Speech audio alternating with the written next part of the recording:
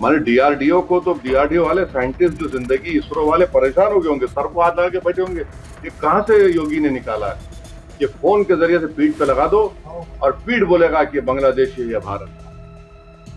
वो हमारे बुजुर्ग बोलते कि सीना बा सीना फैलता, यहाँ तो पीठ से मालूम हो रहा उन्हें भारत का है या किधर का।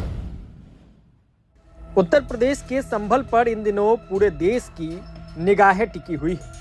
संभल जहां लगातार सरकारी सख्ती के फैसले सुर्खियों में बने हुए हैं। कभी अवैध निर्माण पर बुलडोजर की कार्रवाई, तो कभी बिजली चोरी के खिलाफ तड़के सुबह प्रशासन का बड़ा ऑपरेशन। हाल ही में संभल में अवैध जमीन पर बनी मस्जिद पर बुलडोजर चला, जिसके बाद प्रशासन ने बिजली चोरी को लेकर भी बड़ा एक्शन लिया।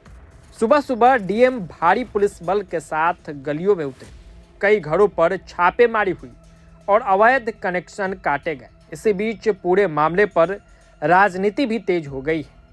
एआईएमआईएम प्रमुख असदुद्दीन ओवैसी ने उत्तर प्रदेश के मुख्यमंत्री योगी आदित्यनाथ को लेकर ऐसा बयान दिया जिसने सबको चौंका दिया है। ओवैसी ने सीधे सीधे मुख्यमंत्री योगी को मुबारकबाद दी है, लेकिन सवाल ये है, क्या ये मुबारकबाद सच में तारीफ थी या फिर सियासी तंज? दरअसल ओवैसी ने कहा कि सरकार को कानून के दायरे में रहकर कार्रवाई करनी चाहिए, लेकिन किसी एक समुदाय को निशाना बनाना देश की एकता के लिए ठीक नहीं है। अब इस बयान के बाद सियासत गरमा गई है।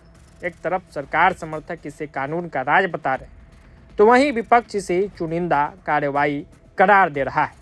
गौरतलब है कि इस वक्त देश भर में बांग्लादेशी घुसपैठियों का मुद्दा भी गरमाया हुआ है और ऐसे माहौल में संभल में चल रही कार्रवाई राष्ट्रीय बहस का हिस्सा बन चुकी है।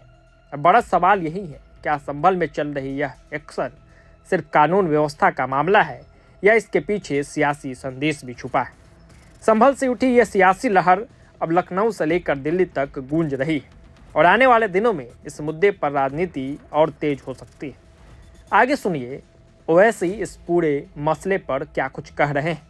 संभल में 2 मस्जिद गिराए, एक दरगाह भी गिराए, बुलडोजर चला रहे हैं, क्या यही अब मदरसों पे भी कार्रवाई हो रही है? तो देखिए, उत्तर प्रदेश में तो आपको मुबारकबाद दूंगा मैं योगी आदित्यनाथ सरकार को कि माशाल्लाह से उनके जहन में एक इन्वेंशन आया, उन्होंने एक नई चीज इजाद की। फोन के जरिए से किसी के पीठ पर रख दिया तो फोन बोल रहा है बांग्लादेश है भारत। मुबारकबाद देता हूं उनको मैं। ऐसा भाई, माने डीआरडीओ को तो डीआरडीओ वाले साइंटिस्ट जो जिंदगी इसरो वाले परेशान हो गए होंगे, सर को हाथ लगा के बैठे होंगे, ये कहां से योगी ने निकाला है कि फोन के जरिए से पीठ पे लगा दो और पीठ बोलेगा कि बांग्लादेश है या भारत का। क्या बात है ना। माने हम हमारे रिलीजन में समझाते कि हमारा जो रिलीजन का नॉलेज है वो हमारे बुजुर्ग बोलते कि सीना बा सीना फैलता, यहाँ तो पीठ से मालूम हो रहा उन्हें भारत का है या किधर। प्रभातखबर.com, विश्वास वही, रफ्तार नहीं।